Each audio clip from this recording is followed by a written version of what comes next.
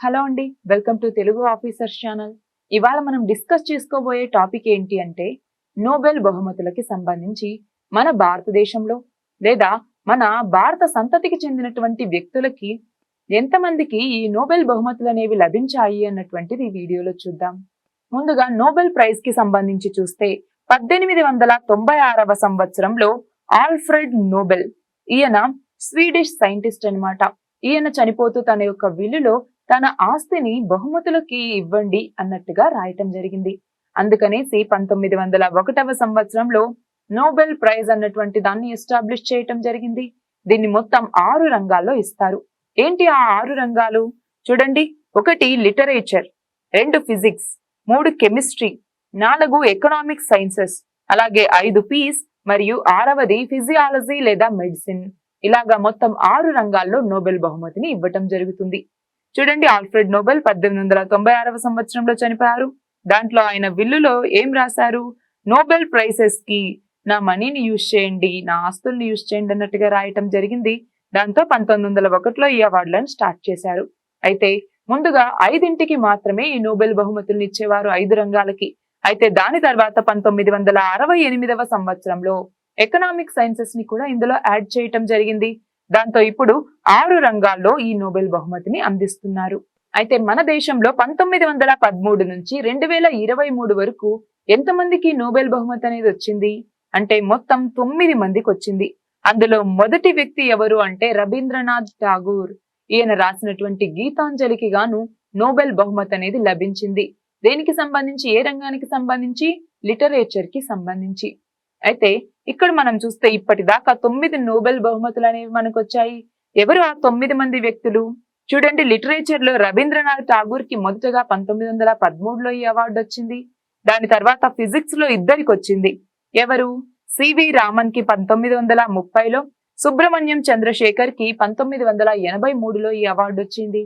దాని తర్వాత ఫిజియాలజీ లేదా మెడిసిన్ లో 1 అవార్డు మాత్రమే మనకు వచ్చింది. ఎవరికి? హర్ గోబింద్ ఖురానా. ఏ సంవత్సరంలో వచ్చింది? 1968లో. దీని తర్వాత చూడండి, పీస్, నోబెల్ పీస్ ప్రైజ్ ఏమో 2 సార్లు వచ్చింది. ఒకరు మదర్ తెరిసా, ఇంకొకరు కైలాస్ సత్యార్థి. మదర్ తెరిసాకి 1979లో వస్తే కైలాస్ సత్యార్థికి 2014లో వచ్చింది. దీని తర్వాత ఎకనామిక్స్ లో 2రికి వచ్చింది. ఎవరికి? అమర్త్య సేన్ ఒకరు, అభిజిత్ బెనర్జీ ఒకరు. అమర్త్య సేన్ కి 1998లో వస్తే అభిజిత్ బెనర్జీకి 2019లో వచ్చింది. మనం చూస్తే మన భారతదేశానికి ఇప్పటి వరకు వచ్చినటువంటి లాస్ట్ నోబెల్ ప్రైజ్ అభిజిత్ బెనర్జీదే. దాని తర్వాత చివరిగా కెమిస్ట్రీలో మనకి 1 నోబెల్ ప్రైజ్ మాత్రమే వచ్చింది. అది కూడా 2009వ సంవత్సరంలో. ఎవరికి? వెంకట్రామన్ రామకృష్ణన్. ఈయనకి 2009లో కెమిస్ట్రీలో నోబెల్ ప్రైజ్ అనేది రావటం జరిగింది. చూడండి, నోబెల్ ప్రైజ్ విన్నర్స్, కేటగిరీ మరియు ఇయర్ ని ఇక్కడ ఇవ్వటం జరిగింది. సేమ్ ఇందాకున్నటువంటిదే. లిటరేచర్ కి సంబంధించి 1 అవార్డు అనేది వచ్చింది. ఫిజిక్స్ కి సంబంధించి 2 అవార్డులు, ఫిజియాలజీ లేదా మెడిసిన్ కి సంబంధించి 1 నోబెల్ ప్రైజ్ వచ్చింది. నోబెల్ పీస్ ప్రైజ్ ఏమో 2 వచ్చాయి. ఎకనామిక్స్ కి 2, కెమిస్ట్రీకి 1 నోబెల్ ప్రైజ్ మనకు వచ్చింది. అలా మొత్తం 9 నోబెల్ ప్రైజెస్ మనం ఇప్పటి వరకు దక్కించుకున్నాము. అయితే ఇందులో మొదటి వ్యక్తి రవీంద్రనాథ్ ఠాగూర్. ఎప్పుడొచ్చింది ఈయనకి? 1913వ సంవత్సరంలో లిటరసీకి సంబంధించి వచ్చింది. దేనికి వచ్చింది? ఈయన రాసినటువంటి గీతాంజలికి గాను ఈ అవార్డు అనేది రావటం జరిగింది. చూడండి, ఫస్ట్ ఇండియన్ ఈ అవార్డు పొందినటువంటి ఫస్ట్ ఇండియన్ రవీంద్రనాథ్ ఠాగూరే. తర్వాత సర్ సివి రామన్.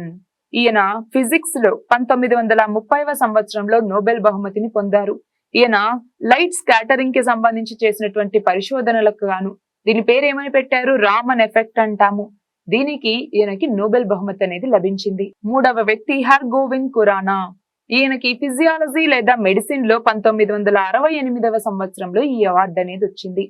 దేనికి వచ్చింది అంటే జెనెటిక్ కోడ్ ని ఇంటర్ప్రిట్ చేసినందుకు గాను, ప్రోటీన్ సింథసిస్ యొక్క ఫంక్షన్ ని గురించి ఈయన రీసెర్చ్ చేసినందుకు గాను ఈయనకి ఫిజియాలజీ లేదా మెడిసిన్ లో ఈ నోబెల్ ప్రైజ్ అనేది రావటం జరిగింది. తర్వాత మదర్ తెరిసా. ఈమెకి 1979వ సంవత్సరంలో నోబెల్ పీస్ ప్రైజ్ అన్నటువంటిది రావటం జరిగింది. ఎందుకని?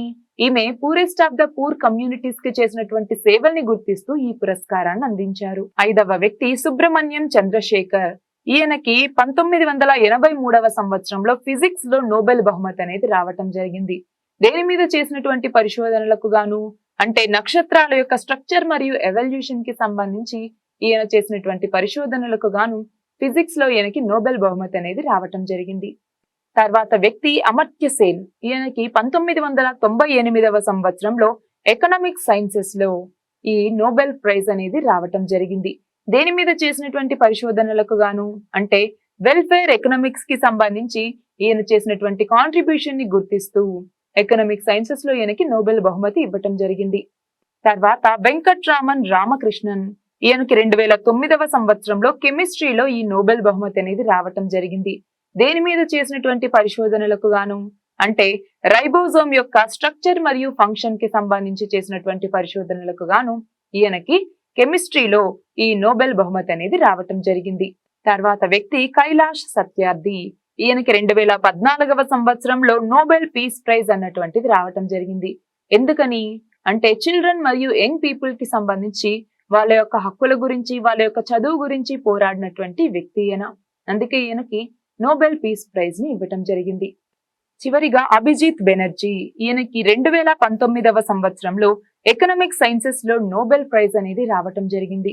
ఎందుకని అంటే గ్లోబల్ పావర్టీని ఎలిమినేట్ చేయడానికి కావాల్సినటువంటి ఆ ఎక్స్పెరిమెంట్స్ ని చేపట్టినందుకు గాను ఈయనకి ఎకనామిక్స్ లో నోబెల్ ప్రైజ్ అనేటటువంటిది రావటం జరిగింది.